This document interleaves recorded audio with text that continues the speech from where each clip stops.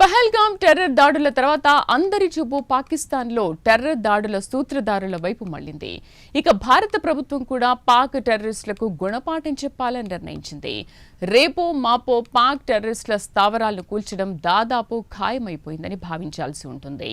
ప్రధానమంత్రి నరేంద్ర మోదీ త్రివిధ దళాలకు పూర్తి స్వేచ్ఛ ఇచ్చి పాక్ టెర్రరిస్టులకు కోలుకోలేని దెబ్బ తీసుకురావాలని ఆదేశాలు జారీ చేసింది.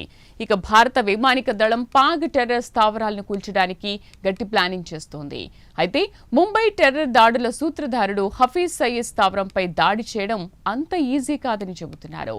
బిన్ లాడెన్, మసూద్ అజార్తో పోల్చుకుంటే హఫీజ్ సయీద్ను లేపడం కాస్త ఇబ్బంది అంటున్నారు మిలిటరీ నిపుణులు. దీనికి గల కారణాలను ప్రత్యేక కథనంలో తెలుసుకుందాం.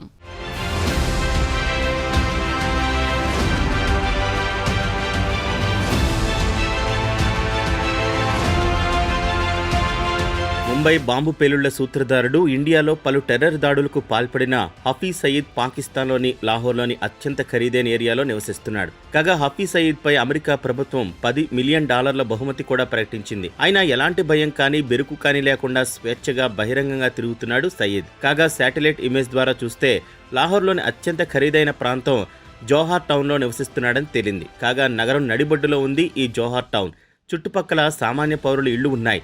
దీంతో హఫీజ్ సయీద్పై మిలిటరీ ఆపరేషన్ చేయడం ఇబ్బందికరంగా మారుతోంది.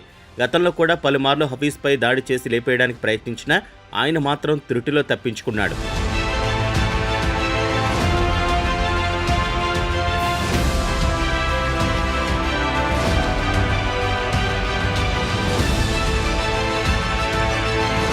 హఫీజ్ సయీద్కు వ్యతిరేకంగా Al Qaeda chief Osama bin Laden తీసుకుంటే ఆయన న్యూయార్క్లో 9/11 టెర్రర్ దాడులకు సూత్రధారుడు. అమెరికాలోని ట్విన్ టవర్స్ ను కూల్చడానికి ప్లానింగ్ చేసింది లాడెన్. ఆఫ్ఘనిస్తాన్లో బోరా బోరా కొండ ప్రాంతాన్ని స్థావరంగా చేసుకుని తన టెర్రర్ కార్యకలాపాలను నిర్వహించేవాడు. 9/11 దాడుల తర్వాత ఆయన తన మకాంను పాకిస్తాన్లోని అబోటాబాద్కు మార్చుకున్నాడు.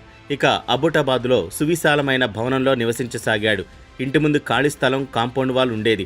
అయితే ఆయన ఇంటికి ఎలాంటి టెలిఫోన్ కనెక్షన్ కానీ ఇంటర్నెట్ కనెక్షన్ లేకపోవడం అమెరికన్లకు అనుమానం వచ్చింది. ఇంత పెద్ద భవనం, దానికి ఎలాంటి కనెక్షన్ లేకపోవడం, ఆ భవనానికి ఎవరూ రాకపోకలు సాగించకపోవడంతో వారి అనుమానాలు బలపడ్డాయి. అప్పుడప్పుడు ఇంట్లో పిల్లలు బయటకు వచ్చి కొద్దిసేపు ఆడుకుని ఇంట్లోకి వెళ్లేవారు. ఆ తర్వాత అమెరికన్లకు పక్కాగా బిన్ లాడెన్ ఈ ఇంట్లోనే ఉన్నాడని నిర్ధారించుకుని వెంటనే US మెరైన్ చాపర్స్ ఆయన ఉన్న ఇంటిపై ల్యాండ్ అయ్యి రెప్పపాటు కాలంలో ఆపరేషన్ ముగించేశారు. ఆయన మృతదేహాన్ని మూడో కంటికి తెలియకుండా సముద్రంలో పారేశారు. కాగా ఈ ఆపరేషన్ ను వైట్ హౌస్ లో కూర్చుని అప్పటి అమెరికా ప్రెసిడెంట్ బరాక్ ఒబామాతో పాటు అమెరికా మిలిటరీ ఉన్నతాధికారులు వీక్షించారు.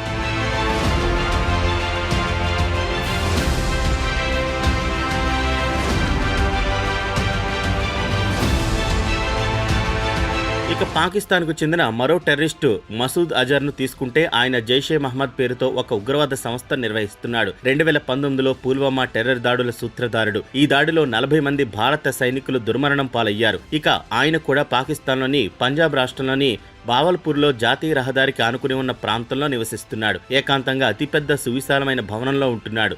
కాబట్టి అజార్ను కూడా లేపేయడం పెద్ద ఇబ్బంది కాదని చెబుతున్నారు. అయితే హఫీజ్ సయీద్ విషయానికి వస్తే ఆయన నివాసం చుట్టుపక్కల జనావాసాలతో కిటకిటలాడుతున్న ప్రాంతంలో నివాసం ఉంటున్నాడు.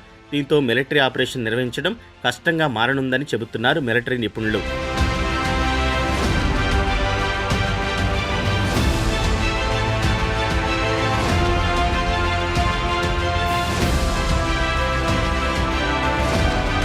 ఇక హఫీజ్ సయీద్ లాహోర్ కాంపౌండ్ విషయానికి వస్తే ఆయన భద్రతను దృష్టిలో ఉంచుకుని ఎత్తైన గోడలతో పాటు భద్రతను కట్టుదిట్టం చేశారు. ఆయనను కలవడానికి ఎవరికి అనుమతి లభించదు. 24 గంటల పాటు ఆయనకు గట్టి బందోబస్తు ఏర్పాటు చేశారు. కాగా ఆయన ఇళ్లు జనావాసాల మధ్య ఉండడంతో పాటు పక్కనే ఒక మసీదు, మదర్సా, ఆయన ఆఫీసు, ఒక ప్రైవేట్ పార్కు, ఆయన చుట్టుపక్కల ఆయన మద్దతుదారులతో పాటు పాకిస్తాన్కు చెందిన భద్రతా దళాలు ఆయనకి 24 గంటల పాటు కాపలా కాస్తూ ఉంటాయి. టెర్రర్ దాడులకు ఆయన ఫైనాన్స్ చేశాడని పాకిస్తాన్ ప్రభుత్వం ఆయనకు జైలు శిక్ష విధించినట్లు పేర్కొంది. అది కాకుండా గ్లోబల్ టెర్రరిస్ట్గా యునైటెడ్ నేషన్స్తో పాటు అమెరికా కూడా ప్రకటించింది. అయినా సయీద్ మాత్రం బహిరంగంగా తన కార్యకలాపాలు నిర్వహిస్తున్నాడు. పేరుకు జైల్లో పెట్టామని చెబుతున్నా ఆయనకు జైల్లో అన్ని రకాల సౌకర్యాలు కల్పిస్తోంది పాక్ ప్రభుత్వం.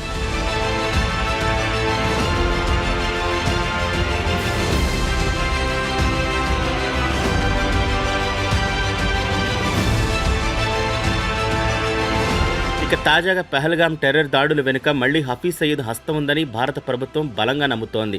గత నెల 22న జరిగిన టెర్రర్ దాడుల్లో 26 మంది అమాయక పౌరులను వారి మతం గురించి అడిగి మరీ చంపారు. ఈ ఘటన జరిగిన తర్వాత ది రెసిస్టెన్స్ ఫ్రంట్ లేదా టీఆర్ఎఫ్ దాడికి బాధ్యత తీసుకుంది. కాగా ఈ టీఆర్ఎఫ్ విషయానికి వస్తే లష్కర్కు ఇండియాలో అనుబంధ సంస్థ. హఫీజ్ సయీద్ వెనుకుండి ఈ దాడులు చేయించాడని భారత ప్రభుత్వం బలంగా నమ్ముతోంది. కాగా టీఆర్ఎఫ్ ఈ దాడులకు తామే కారణమని ప్రకటించి వెంటనే తమకు ఎలాంటి సంబంధం లేదని మరో ప్రకటించింది. ఇక తిరిగి హఫీజ్ సయీద్కు సంబంధించి సువిశాలమైన ఇంటి విషయానికి వస్తే ఆయన ఇల్లు లాహోర్లో అతి పురాతనమైన ఇల్లు. ఆ ఇంటిలోనే ఆయన కుటుంబం నివసిస్తోంది. అయితే సయీద్ మాత్రం ఇంటి పక్కనే మరో భవనం ఉంది. ఆ భవనం నుంచే తన కార్యకలాపాలు చక్కదిద్దుతూ ఉంటాడు.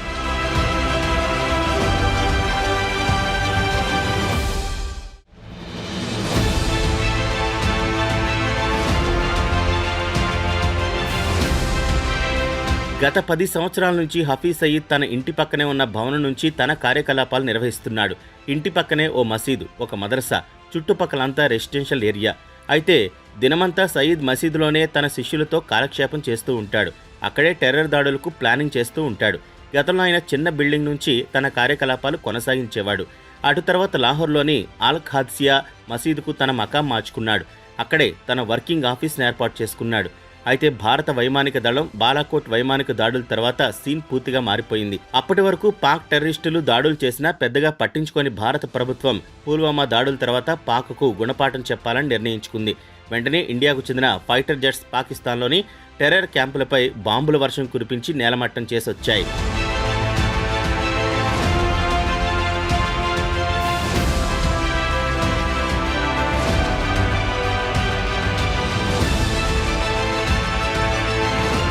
ఆపరేషన్ తర్వాత పాక్ టెర్రరిస్టులు వెన్నులో వణుకు పుట్టింది. హఫీజ్ సయీద్ కూడా అప్రమత్తమయ్యాడు. బాలాకోట్ దాడుల తర్వాత సయీద్ తన ఆపరేషన్స్ మసీదు నుంచి మరో బిల్డింగ్లోకి మార్చుకున్నాడు. 2021లో ఆయన ఇంటికి సమీపంలో ఒక కారు బాంబు పేలింది. ఈ బాంబు పేలుళ్లో 3 దుర్మరణం పాలయ్యారు. దీంతో అప్పటి నుంచి సయీద్ భద్రతను మరింత కట్టుదిట్టం చేసింది పాక్ ప్రభుత్వం. కాగా ఈ దాడి వెనుక ఇండియాకు చెందిన రా హస్తం ఉందని పాక్ ఆరోపించింది. ఇక సయీద్ ఇంటికి సమీపంలో ఉన్న పబ్లిక్ పార్కును ప్రైవేట్ పార్క్గా మార్చేశారు. ఈ పార్క్ కేవలం సయీద్ కోసం రిజర్వ్ చేశారు. 24 గంటల పాటు ఆయనకు భారీ బందోబస్తు ఏర్పాటు చేశారు. ఇక హఫీజ్ సయీద్ భద్రత విషయానికి వస్తే పాక్ ప్రభుత్వం అత్యంత కట్టుదిట్టమైన భద్రతను సమకూర్చింది. ఆయన ఇంటి వద్ద ఉన్న మసీదులో కానీ ఆయన ఇంటి ఛాయల వద్దకు ఎవరిని అనుమతించారు. ఒకవేళ ఆయనను కలవాలనుకున్న భద్రతా సిబ్బంది పూర్తిగా సోదాలు చేసిన తర్వాత మాత్రమే అనుమతిస్తారు. అదీ కాకుండా ఆయన నివాసం వద్ద డ్రోన్లు ఎగరడానికి కూడా అనుమతించడం లేదు. ఈ పరిణామాల మధ్య